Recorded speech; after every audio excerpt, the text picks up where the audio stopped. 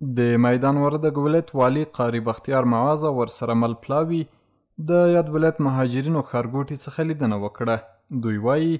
له یادې لیدنې موخه له ګاونډیو هیوادونو په ځانګړي ډول پاکستان هیواد څخه راستنېدونکو کډوالو ته د استوګنې ځایونه او لومړني خدمات برابرول دي. نن سبا د موږ د مهاجرینو د افغانانو له همسایه ملکونو نه هیوادونو نه بیرته راستونه شروع ده. نو موږ کوشش کوو دغه ځای دا بلاکونه چې تاسې وینئ نو دلته خو مشکلات شته لکه د اوبو مشکلات ده او د تشنابونو همدغه رنګه یو نیم مشکلات شته. موږ کوشش کوو چې دغه اولیه مشکلات ورته حل کړو تر څو د موږ دغه هیوادوال په دغه ځای کې په ښه طریقه باندې زندګي وکړي. د سږ کال لپاره کومه چې نوې جوپه له ګاونډي هیوادونو نه موږ ته راغلي دي مهاجرین په هغه کې تقریبا 10 کورنۍ په الحاله موږ ته معرفي شوي دي وزارت له طرف نه او هغه راغلي دي په هغه کې موږ دغه اول ورسې کوم ځایونه موږ ورته مختص کړي دي 200 کورونه دلته موږ سره موجود دي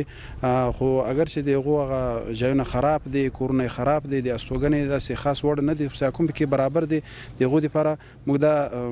دوی په ځای کړي دي د اندازې لپاره نور لپاره آمادګي موږ نیولې ده. ورته مهال د ولایت ته راستنه شوي کډوال له ځان سره د کډوالۍ ترخه یادونه لري.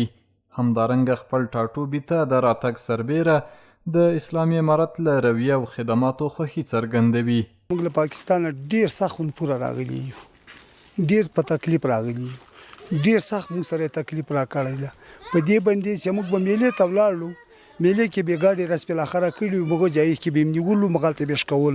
خپل خاورې ته راغلي جار متر د خپل ملک نه کې جار متر د خپل خلک نه کې چې موږ ښه خدمت کړی د ښه قدر کړی نن و مشپه د کاته مشپه د موږ د ښه قدر کړی د هم د ماشومان او د خوند او مند مې ټول ښه قدر ښه عزت کړی ده. موږ 100% تر راضي یو په تورخم کې چې موږ د 15 شپې وکړلې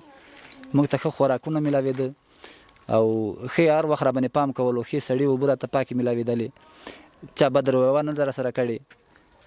کومې پورمې مسې جوړولې هغه هم انشاءالله را جوړ کړي په دغه رشو کې د لکاو خلکو. مسؤلین وایي راستنېدونکو کډوالو ته په دې ولایت کې د استوګنې ځایونو او روغتیایي خدماتو برابرولو سربیره به له دوی سره د مرستو لپاره ډېر ژر کمپاین هم پیل کړي.